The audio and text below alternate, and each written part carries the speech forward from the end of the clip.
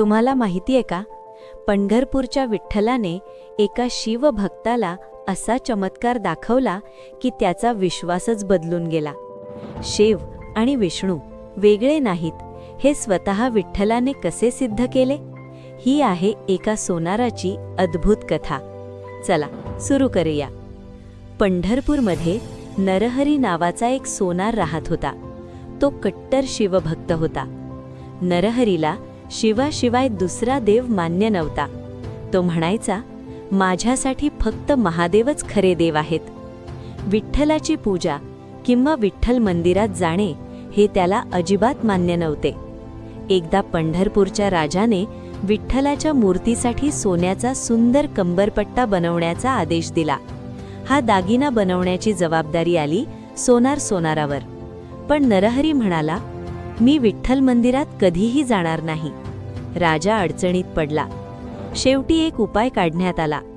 नरहरीच्या डोळ्यांवर पट्टी बांधून त्याला मंदिरात नेण्यात येईल, जेणेकरून त्याला विठ्ठल दिसणार नाही. नरहरी तयार झाला. तो पट्टी बांधून मंदिरात गेला आणि मूर्तीचे माप घेण्यासाठी हात लावला. पण जसेच त्याने मूर्तीला स्पर्श केला, त्याला जाणवले 5 मुख, 10 हात, गळ्यात साप, जटाधारी रूप, भस्म आणि व्याघ्रांबर हे तर स्वतः भगवान शिवांचे रूप होते. नरहरी थक्क झाला.